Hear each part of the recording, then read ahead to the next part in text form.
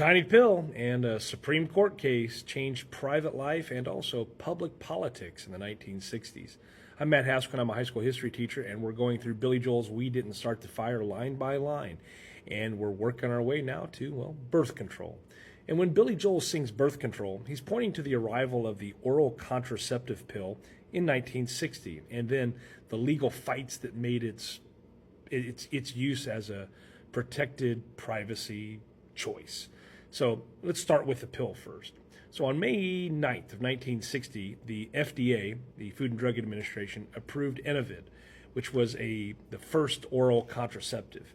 It grew from the work of Margaret Sanger, biologist Gregory Pincus, physician John Rock, and supporter Catherine McCormick. She funded the research. The science behind it used synthetic hormones to suppress ovulation. And the social effect of the pill was bigger than the chemistry. So for the first time, millions of women could plan childbearing with a method that was private, and it was reliable for its era, and it was controlled by the user. Now, access to it was rather uneven at first. There were laws in several states that restricted contraception, especially for unmarried people. And then that collided with the 1960s push for privacy, equality, and new roles within the family.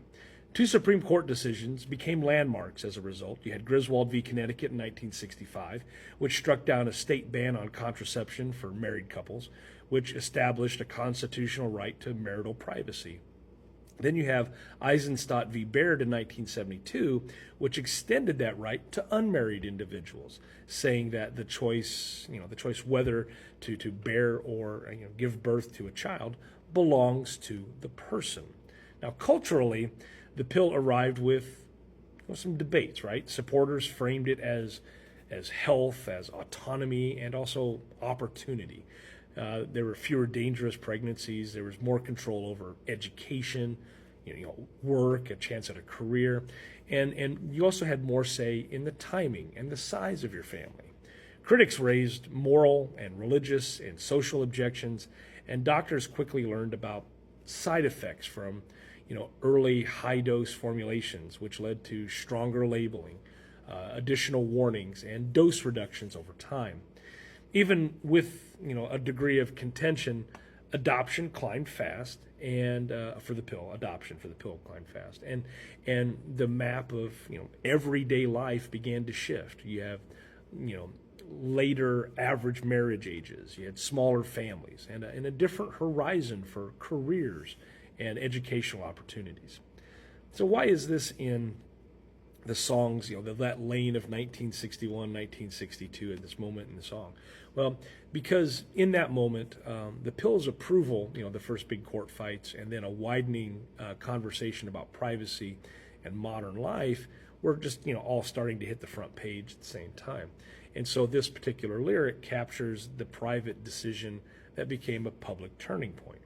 When we tie it all back to the song, the two words birth control just compress the science, the lawsuits, and a new kind of freedom that reshaped the workplace and schools and, home. And the reason why it matters is, when you get down to it, birth control in the song explains how technology plus rights can effectively rewire society.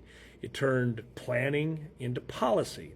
It moved privacy into constitutional law, and it expanded the choices that structures, an individual's life.